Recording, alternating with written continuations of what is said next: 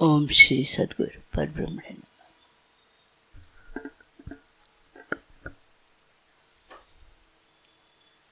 चित्त की विचित्र अवस्था होती है। अब बहुत विचार होते हैं तो वो विचार को काटने लगते हैं। ये नहीं, ये नहीं, ये नहीं, ये नहीं, ये नहीं, ये नहीं, फिर ब्लैंक हो जाता है, क्योंकि हम किसी भी विषय पे अपना वो नहीं कर पाए, फोकस नहीं कर पाए, तो कुछ समय के लिए ब्लैंक हो जाता है। सुनने आते हैं आप लोग हमको, गुनने भी आने लगी है। सुनना एक बात होती, गुनना उसका दूसरा। सुनने से ज़्यादा गुनना चाहिए, है ना। और शायद इसीलिए इतना हम बोल पाते हैं आप लोगों के समझ से, क्योंकि किसी की ज़रूर कोई ना कोई आंतरिक मांग होती है, तो वाणी पर शब्द आ जाते हैं। सबके मन इकट्ठे हो जाएं तो ज़्यादा अच्छा है भाई। बिखरे चित्तों में थोड़ा सा, अभी आपकी तरफ देखते हैं, कभी आपकी तरफ देखते हैं, कभी आपकी तरफ देखते हैं। यद्यपि ये कार्य इतना आसान नहीं होता है, लेकिन सत्संग इसी बात का होना चाहिए। नहीं? बिखरे चित्त बिखरे मन, चित्त माने मन और बुद्धि, इन दोनों तीनों को मिलाकर मन, बुद्धि और चेतना, इसको चित्त कहा जाता है। और जो योग है, योग चित्त वृत्ति निरोध। योग क्या है? चित्त वृत्तियों का निरोध करता। वृत्तियां उठेंगी समुद्र की तरह, इसमें लहरें उठेंगी, ये स्वाभाविक है। आपकी जब तक आपकी देह रहेगी तो कुछ ना कुछ वृत्ति आती जाती रहेगी, लेकिन वृत्ति निरोध का अर्थ क्या है फिर? अगर चित्त में वृत्ति ही ना आए कोई, निरोध का अर्थ हम अगर ये लेते हैं तो निरोध का अर्थ ये नहीं है। निरोध का अर्थ है कि वृत्तियां तो आईं, लहरें तो आईं, लेकिन वो हमको नहीं आवृत कर पाई। विचार तो आया, वहाँ से आया, वहाँ से आया, बड़ा जोर से क्रोध आया, लेकिन हम उससे जाओ वापस। ठीक है, तो योग का मतलब ये है, योग चित्त वृत्ति निरोध, मतलब चित्त में वृत्तियों का स्वभाव है आना जाना, लेकिन हम उस स्वभाव से परे अपने स्वभाव में आ जाए। हमारा स्वभाव है स्वरूप। अभी एक भजन हो रहा था, गुरु मेरी आत्मा, ये भी भजन हो रहा था, उसमें एक बड़ा अच्छा स्टैंजा आया था, अजर अमर, कुछ इस तरीके का आया था, अजर अमर आत्मा, ऐसा कुछ। आत्मा तो अमर है, तो जो आत्मा है वह है मन, बुद्धि, चित्त, अहंकार। ये जो हमारा चतुष्टय है, अंतःकरण चतुष्टय, उससे अलग है। ना आत्मा मन है, ना बुद्धि है, ना चित्त है, ना अहंकार है। ये चारों हमारा सूक्ष्म शरीर है, जिसके द्वारा हम, ये हमारा स्थूल से रिएक्ट करता है, मतलब ये जो भी कार्य करता है वो सूक्ष्म शरीर के कारण। सूक्ष्म शरीर में कारण शरीर से संस्कार आते हैं। जब जन्म होता है तो जात, आयु, भोग, ये तीन लेकर के जीव आता है। जात, आयु, भोग, ठीक है। किस जाति में होगा? तो पशु योनि में होगा कि कीट योनि में होगा कि नर, ठीक है। मैंने ये जात का मतलब हिंदू, मुस्लिम, ब्राह्मण ये सब नहीं चले। यहाँ जात का मतलब कहा जा रहा है कि किस जाति के में वो आएगा, किस योनि में। दूसरा जो है आयु, आयु निर्धारित है हमारी, ठीक है। जितना हमको कर्माशय से हम ले करके आए हैं उतना हमें आयु मिली है, उसका हम उपयोग करें या दुरुपयोग करें। अगर उपयोग करते हैं तो आयु बढ़ सकती है, प्राणायाम बहुत ज़्यादा करेंगे तो आयु थोड़ी वो हो सकती, कर्म का प्रभाव अवश्य है। ठीक है, इसलिए जात आय और भोग, भोग भी इसी तरीके से है कि अगर हम दुष्कर्म करते हैं तो हमारे जो भोग होंगे वे भी पुण्य पाप के कारण नष्ट हो जाएंगे। ठीक है, तो मनुष्य को ये तो एक थ्योरी है, जो थ्योरी शाश्वत, वो भी शाश्वत है, ये बात भी सत्य है ना, ये लेकर के आया है। लेकिन वही हमने कहा कि वो अपने तप के प्रभाव से, जप तप ध्यान आदि करने से, समाधि के अभ्यास से वो इस सब को क्रॉस कर जाता है, इससे वो कारण शरीर में चला जाता है। ठीक है, अब उसको कारण शरीर को भी वो करना है निश्चेष, मतलब उससे पूरा, तो वो सारे कर्म जब निश्चेष हो जाएंगे, निर्बीज हो जाएंगे, तब हम मोक्ष को प्राप्त होंगे। ठीक है, सूक्ष्म शरीर कहते वर्तमान का जो अभी है पार्ट है, और कारण शरीर जो जन्मों का पार्ट है। ठीक है, जन्मों का पार्ट जो है वो हमें तभी उसमें प्रवेश मिलेगा जब कुंडलिनी शक्ति जागृत हो जाएगी गुरु कृपा से, और आप को अन्य लोगों की, अन्य तरीके से, तमाम तरीके से आपको अनुभव होंगे और फिर आप देखेंगे जीवन में उतार चढ़ाव ज़्यादा हो गया। एक ऐसा हो गया कि एक चीज़ ठहरती ही नहीं, दूसरी चीज़ आ जाती, दूसरा संस्कार आ जाता, तीसरा आ जाता। तो अगर पाप कर्माशय रहा तो बड़ी वेदना होगी, क्लेश होगा, और पुण्य कर्माशय रहा अन्य जन्मों का तो हम साधना के सुचारू पथ पे चल जाएंगे, और वहाँ से जाकर हम उस उपाय प्रत्यय का सहारा लेंगे। इससे कोई फर्क नहीं पड़ता कि हमारा क्या कर्माशय रहा। जब वर्तमान को हम जान लेते हैं कि हमारा जो कर्माशय है वो पूर्व जन्मों के किए हुए किसी कृत्य का परिणाम है, लास्ट में हमने जैसा स्मरण किया वैसा हमें वर्तमान में जीवन मिला है, नहीं तो। और जब हम कारण शरीर में जा रहे हैं तो अब हम पूर्व जन्मों में किए हुए कृत्य के प्रति क्यों दुखी हों। मन, जब तक मन का कार्य चलेगा तब तक हम दुखी होंगे, और जिस दिन मन का कार्य, मन को ये समझ में आ जाएगा कि ये तो कर्माशय का खेल है, नहीं, और मैं कर्माशय से अलग हूँ, आत्मा अलग है, जन्म है, ये नहीं मरेगी। अब ये शरीर अगर टूटता है, फूटता है या कुछ भी होता है, इसमें मेरा क्या वो है और मेरा क्या दोष है। अभी तो हमने वर्तमान में कभी कुछ नहीं किया, लेकिन फिर भी कलेश आ रहा तो आने तो ना, उससे जो भी आ रहा है, दुख आ रहा है, क्लेश आ रहा है, जो कुछ भी आ रहा है, उसको एकदम से ऐसे छोड़ देना चाहिए जैसे ये मेरा हिस्सा नहीं है। हाँ, वो आएगा देह मन पे, वो अपना प्रभाव डालेगा, लेकिन जितना आप सतर्क होंगे, जितना आप छोड़ सकते हैं उन चीज़ों को, छोड़ से ताकत आपको करनी होगी। मन बुद्धि में यह दृढ़ता लानी होगी, क्योंकि इधर से प्रकाश भी तो आ रहा आत्मा का।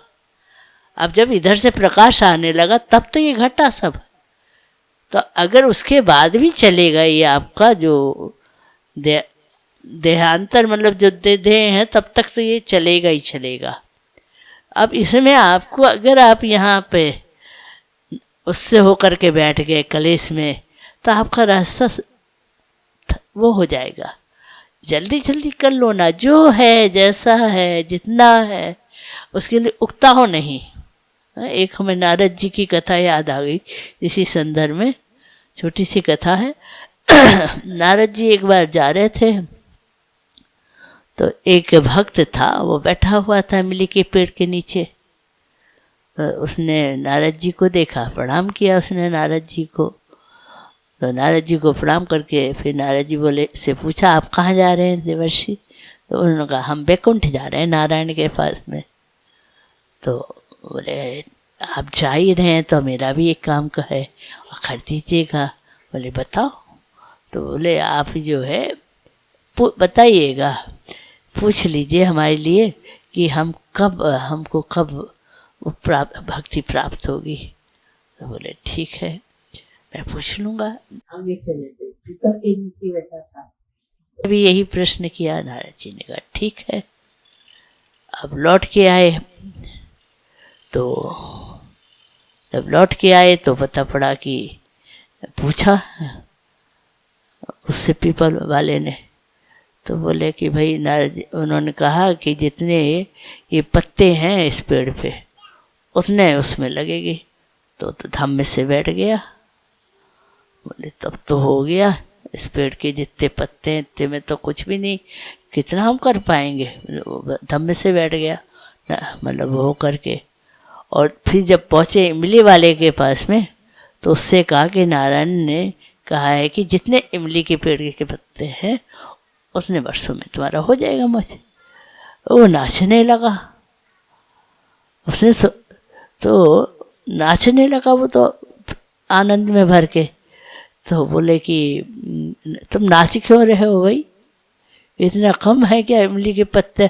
कितने पत्ते होते हैं? पीपल से तो ज़्यादा इमली में होते हैं।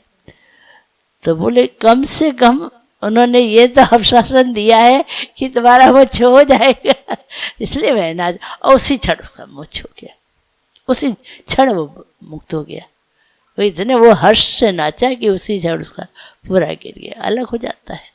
तो जो कुछ है वो छोड़ दो उसको, ठीक है।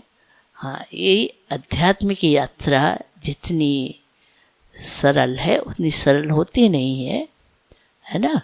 हाँ, इसका कारण यही है कि वो चाहे भी तो वो उसके लिए क्या कर सकता है। जब गुरु की कृपा हो गई है तो वो तो निकलेगा कचरा। अहंकार अपना जितना बोया है अहंकार ने, उसको तो मरना ही पड़ेगा। मरने के लिए तमाम सारी बातें ऐसी होंगी। हर बात पे आपका ऑब्जेक्शन है, हर बात पे हमको डांट दिया जाता है या हमको कहा जाता, हर बात हमारा गलत हो जाएगा। क्योंकि आपके अंदर खुद गुरु बैठे होगा, वो स्वयं आपको बताएगा कि आप गलत हैं। तो आपका मन जब हावी हो जाएगा तो आप फिर गुथ जाएंगे, और नहीं मन हावी होने दोगे तो 1000 विचार आते रहे, उनको पलट जाओ। आप तो मुक्त हैं हम। तो मुक्ति आपका अधिकार है, मतलब आपका है, होना है। अधिकार तो कहें तो एक अधिकार अलग हो जाएगा, आपका होना है। आत्मा आपका होना है। आपने ही जबरदस्ती ये सब अपने ऊपर लाद लिया है। मकान, दुकान, हर, पत्नी, बच्चे, संसार, जो भी संसार है वो। तभी कह रहे संसार में रहकर संसार को तज सकता है, ये तज देना है, ठीक है। तज दिया ना, वो सब अपनी जगह है, तज दिया उसको, देह का जो कुछ है वो सब उसकी जगह। हम तो भाई उसी दिन मुक्त हो गए जिस दिन प्रभु जी की कृपा हुई, गुरु की कृपा हुई। ऐसा मान लेना चाहिए, हम तो मुक्त थे, वो तो हम जबरदस्ती। और जब आरोपित कर लोगे तभी यही बात तुम्हारे ऊपर हो जाएगी हावी। जिन्न जैसा है, जब आए भूत की तरह बैठ, अगर तुमने सोचा जरा भी तो बस गए तुम। तो ये इसे कहते हैं अभ्यास, नहीं अभ्यास और वैराग्य। वैराग्य उपज जाने का मतलब, वैराग्य अगर हम समझ जाएं वैराग्य की भाषा, कि किसी चीज़ से हमें जोड़ना नहीं है, न राग में न किसी के द्वेष में। हम मुक्त हैं, सदा मुक्त हैं, समझे। और इस मुक्ति के साथ अगर माँ अपने बच्चे को पाले तो क्या बोलेगी? शुद्धोसी बुद्धोसी निरंजनोसी संसार माया परवर्तितो असी। तो शुद्ध है, तो बुद्ध है, तो निरंजन है, नहीं तो आत्मा है, मतलब निरंजन है, मतलब इन आँखों से नहीं तो देख, ऐसा है तू। और संसार की माया तुझे छू नहीं सकती है, ठीक है। तो इस प्रकार से जब बच्चों को पाला जाए, माँ को होना चाहिए ना पहले। माता पिता अगर हमारे सुशिक्षित नहीं है तो कैसे बच्चों को पढ़ा सकते? नहीं पढ़ा सकते ना। माता पिता को सुशिक्षित होना चाहिए, बिल्कुल मुक्त होना चाहिए, तब जा कर के ऐसी ऋषि संतानें इस संसार में जन्म लेंगी, ठीक है, ऋषि संतान की आवश्यकता है। ऋषि का मतलब होता है जो ध्यान में उस परमात्मा से को का साक्षात्कार कर लेता है, मतलब जिसने उस परमात्मा को देख लिया है, वह ऋषि है। मुनि है जो मनन कर रहा है अभी, नहीं, मुनि मनन करता है, ऋषि देखता है, वो मंत्रों का साक्षात्कार करता है, वो ईश्वर का साक्षात्कार करता है, वो ऋषि है। ऋषि मुनियों की संतान का मतलब हमारा आशय ये है कि यही संसार में आप लोग ही ऋषि मुनि बनिए। मत कल्पना कीजिए कि ऋषि मुनि जंगलों में बैठे होंगे। हम आपके अंदर ही चाहते हैं कि ये आपके अंदर हो। संसार की गंदगी जितनी हो गई है संसार में, उसको कुछ लोग तो ठीक कर ही सकते हैं ना, अपने अपनी जगह का हिस्सा तो साफ कर ही लो। कम से कम जितने वातावरण में तुम रहो तो उतने में तो वो ऊर्जा रहे कि उसमें ऐसा वो ना बने। इसलिए बच्चे को जन्म देना अपने आप में एक बहुत बड़ा वो है नहीं, और उसी को हम अच्छा भी बना सकते थे, बुरा भी बना सकते। अगर हमारे पास ज्ञान होगा तो हम ज्ञान से बनाएंगे उसको, अज्ञान होगा तो अज्ञान से हम भी बनाए हैं। वो अज्ञान से बनी संतानें जो हैं वो किस प्रकार का व्यवहार करेंगी, उसके लिए आप क्यों दुखी होते हैं? वो करेंगी, वो कर्मा से में लाए हैं, ऐसे कर्म लाए हैं कि वो आपके भाव को नहीं समझेंगी, वो अपने भाव को समझता है। हर आदमी अपने भाव को समझता है, दूसरे के भाव को नहीं समझता है। इस चीज़ को समझते हुए हमारी को विराम देते को टाइम तो हो ही गया होगा, 11:30 बज गया। बोलने को तो बहुत होता है, क्योंकि जब चेहरे देखते हैं आप लोगों के तो तमाम चेहरे के तमाम भाव आते हैं, फिर उनको सरकाते हैं। फिर कोई एक भाव जैसे कोई कहाँ अटका जाए उसको तुम लोग हंस रहे हो, जब प्रैक्टिकल बात कर रहे हैं तो तुम हंस रहे हो। हाँ हाँ, जब हम सुनी सुनाई करेंगे तो चुपचाप बैठे सुनोगे। नहीं, क्यों भाई, गलत कहते हैं क्या? हाँ, तो फिर नाना भाव होते हैं, तो नाना प्रकार से लगता सबको राहत मिले, ऐसा कुछ प्रभु जी अंदर से लाएं जो सबके लिए हो जाए। अब हम व्यक्ति विशेष के लिए तो नहीं बोलते, समिष्ट के लिए बोला जाता है, ताकि व्यक्ति विशेष भी कभी कभी आ जाता है। कोई ऐसा टॉपिक आ गया, व्यक्ति आ गया कि उसी के ऊपर कभी कभी बात पूरी बन जाती है। ऐसा होता है कभी कभी बात जो है पूरी निकल आती, एक व्यक्ति को समझाने के चक्कर में उसको हो जाती है, लेकिन वो बात चूँकि ऐसे हांडी की चावल है तो सब लोग एक से ही तो हैं, इसलिए सबको एक सी लगती है कि हमारे लिए बोला था, बढ़िया बात है, तुम्हारे लिए तो बोल रहे हैं। और आत्मा को जाए तो बहुत ही अच्छा लगता है। आत्मा की बात हम इसीलिए बार बार करते हैं। आत्मा कोई ऐसा नहीं कि कोई डिब्बी में रखा हुआ कोई चीज़ हो, डिब्बी में कोई चीज़ नहीं है। आत्मा आत्मा आत्मा है एक आपके कॉन्शियसनेस, जो आपकी चेतना है उसमें उज्ज्वलता आ जाए, पूरी वो पूरी उज्ज्वल हो जाए, उसमें कोई विकार ना हो। अभी चेतना तो अभी भी है, लेकिन अभी विकार सहित है, और जिस दिन वो विकार रहित हो जाएगी वही आत्मा है। ऐसे समझो, जो अपनी पकड़ में आए। चीज़ पकड़ में ना है, उन्होंने कहा कि कांच के डब्बे में बंद कर दिया तो कांच फोड़ के आत्मा निकल गई, ऐसा कुछ नहीं होता है, समझे?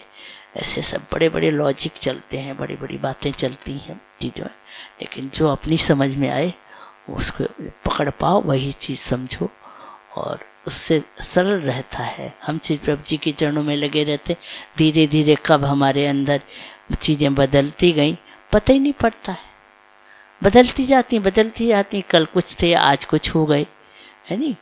तो जैसे हम संसार में भी होते हैं, जैसे जैसे बुढ़ापे की तरफ बढ़ते हैं हम बड़े दुखी होते हैं, और हम लोग जितने बुढ़ापे की तरफ बढ़े उतने खुश हो जा रहे नहीं, उतने बुढ़ापा उतना ही हमारा मतलब निखारता जा रहा हमें। नहीं लगता तुम लोग को? हाँ, लगता होगा ना, क्यों भाई, लगता है? हाँ, अब शरीर को देखोगे तो भाई कोई बात, ऐसे तो हम सांसारिक भाषा में इस बात को कह रहे हैं, लेकिन बुढ़ापा अपने आप में अगर ईश्वर में मन लगा हो तो बुढ़ापा उतना ही वरदायी होता है। ठीक है, हाँ। और शिक्षार्थम वाणी को विराम देते हैं।